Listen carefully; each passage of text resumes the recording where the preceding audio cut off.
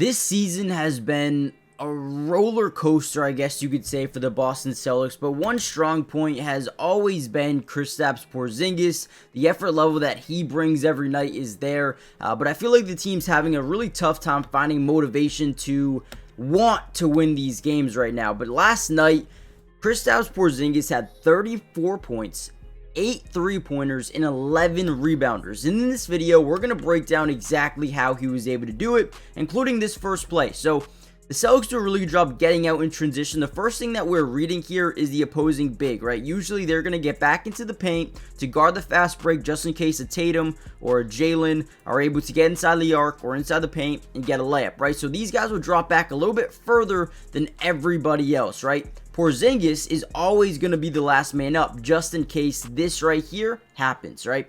So the way we're going to run this is we're going to go and get in front as the ball handler in Jrue Holiday. We want to get in front of the closing out Vucevic, right?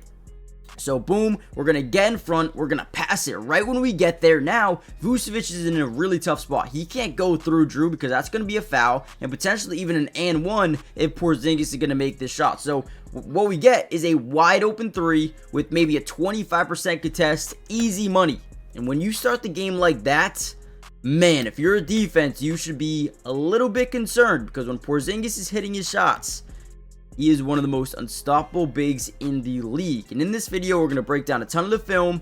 With that being said, guys, let's get right into it. You know what's funny about Porzingis? He is probably one of the most confident three-point shooters I've seen in a very long time. You know, outside the guards like Steph Curry, I'm talking about big men, right? When you look at big men who can shoot the ball, Kristaps Porzingis should be the first person to come to mind. Now, he's going to stand right at that logo, right? And if you disrespect him at all, give him any sort of separation, he's just going to pull up over you. And on this play, you see Vucevic looking for screens. They want to make sure nobody's going to come up, set a screen, and get Porzingis to the basket. So he's just going to play this off coverage, and easily Porzingis gets it to go over him, doesn't even hesitate.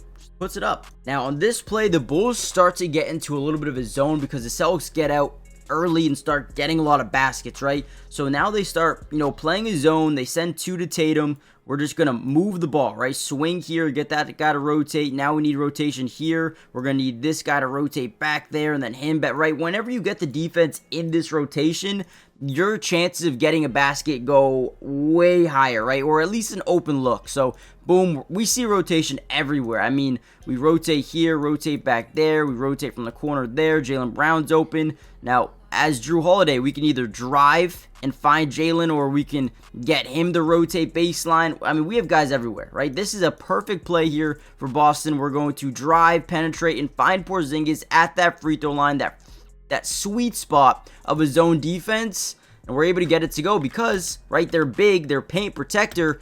He has to be guarding the baseline. So if Jrue happens to drive into lane, he has to be there. And now, nobody can cover Jaylen or nobody can cover Kristaps, right? It's either one or the other. And Porzingis, quick trigger, doesn't think about it, gets to go again. And you know what? Sometimes it's really funny to see how defenses start to react when the high pick and pop or the high pick and roll is coming, especially when you talk about guys like Jason Tatum and Kristaps Porzingis, right? This duo, in terms of the high pick and roll, high pick and pop, it's probably the scariest thing in basketball right now, right? Now, as a off-ball defender, there's a couple of ways you can play this, right? You can hedge over the screen, right? You can just back up, or you can just stay where you are, right? Now, let's see what he does. Let's read and react to what he does. And not only is Tatum reading and reacting, but so is Kristaps Porzingis. So we set this screen. We're waiting for them to make a decision. And the first thing we see is Vucevic start to back up. Right now he's giving a little bit of separation for whatever reason, and Porzingis says, okay, now I'm just going to leak back out to my spot, and you're going to be way too far away to contest, and again, I'm not going to think about it, I'm just going to shoot it. Because again, right, we talk about his own defense, that's not his zone. Vucevic is not supposed to be playing out there, but when you start setting these screens, it starts to confuse these players, then you drop back to where you came from, and then it's like, whoa, what is happening? Bad rotation. They try to double team because at the end of the day, this is realistically his zone, and he's got to be playing up here as well. But then now the big's got to be back over here. He's got to, I mean, it's so confusing. Whenever you're in the zone, The Celtics will pick you apart. The Celtics will most definitely pick you apart. And right there, Porzingis makes a statement early. All right, another great play here. So we're going to set up and fake a double screen to the left side here. Now, usually, right, when you're setting a screen here, the big has to rotate over. So when you get them in the mindset that a screen is coming, you know, what goes through their head is, okay, I need to be there. I need to switch. I need to help out my on-ball defender here in Josh Giddey, because he's most likely going to be put in a bad position. So as we start to fake right, we're going to penetrate left. Now the big... and now Josh Giddey overcommits to the opposite side, which again forces Vucevic to go over and rotate, hedge over. We need to be there. We're going to get a wide open lane to the basket, right? So right now, this is beautiful. We love what we're seeing. We see a double team over here. We see Payton Pritchard kind of in the way. The only guy that can really rotate over here is Ayo Dosunmu, who, let's just be honest, Kristaps, when he's shooting the ball, he won't even really see you, right? If you're not Victor Wembanyama or Vucevic or a big man, he doesn't care. He really just doesn't care. Pull up, shoots, no hesitation, and again, gets it to go. Do you know how demoralizing it is to actually have a decent closeout here? I mean, you're within range. Hand in the face, gets it to go anyway. Demoralizing. I mean, you can even tell. Look at Dosunmu's body language as he looks back, right? Looks back, watch the body language. Immediate head down. I mean, demoralizing. Demoralizing that Porzingis hit that shot. This dude is insane. Guys, real quick, do me a big time favor. Hit the like button if you want more of these breakdowns. But more importantly, make sure you guys subscribe to the channel if you're new. It is free. It doesn't cost anything. And we're going to be breaking down film from the Celtics all year long. Make sure you guys join the family. And once again, a lot of Kristaps Porzingis' plays are going to come from this area, right? This high pick and roll, high pick and pop. Let's see what the defense does. Let's see how they react to this high pick and roll. It's going to be a lot of the plays, right? So again, we're going to set the screen. We're going to touch his back, and we're going to just roll. We're going to come off this and just kind of stick out, right? We have two options. We can either roll immediately to the basket, or we can pop out to that three-point line and put a lot of pressure on this defender.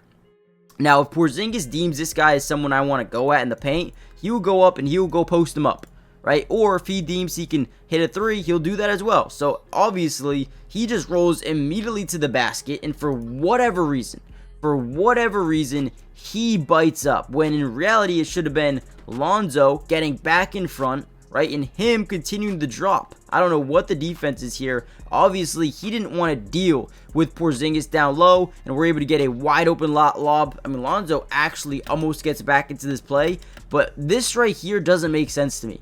What, as a defense, what are we doing? Just get in front. Even if you have to take a bad angle out of it, right? Maybe force him into a pull-up three or something. Why are we giving the easiest basket in the world to Kristaps Porzingis? And again, respect goes out to Lonzo because he almost makes a play here, but ultimately can't. All right, here we go again. Tatum just being Tatum, driving into the lane. We already see two defenders on him. This defense is going to crash. One thing about the NBA nowadays is everybody is a ball watcher, right? You could think that's good. You think that's bad. Pretty bad, right? Everyone just ball watching Jason Tatum as he drives into the lane. We're going to draw 5 defenders into the paint. And now Porzingis is wide open. A man who just already hit 4 or 5 threes in the game. You're going to continue to leave this wide open. I mean, man. Terrible. Terrible. All right, last one we'll break down here for the first half, and then maybe we can break down the second half in another video, but we're going to get pick and roll, side at a bounce here. We're going to leak immediately to the three-point line right after we set this screen from Porzingis. And again, whenever you get these screens, the bigs usually help out over as this guy tries to get out of jail or out of that position of behind the ball handler, right? It's never a good position to be in, so that's why you have to hedge these defenders over. And again, what do we see? Guys, look at this. Look at this. This is what is wrong with the NBA, man. We got a ball watcher. We got a ball watcher. I mean, you guys aren't even looking at your defenders. I mean, we're looking at your offensive players that you're supposed to be defending. And then Pritchard out to Porzingis. Porzingis again. You got a late rotation. Wide open three. Good contest. But again, Porzingis doesn't care. If you're not in his airspace at the time he catches the ball, he's going to put it up. But with that being said, guys. Oh, wait. We got 3.6 seconds left. You know I got to do this one. All right. Nice little play here. Tatum sidesteps the three at the buzzer beater. Hey, man, love it. great pass here by Porzingis. I thought he was going to take this initially. I thought we wanted to feed him.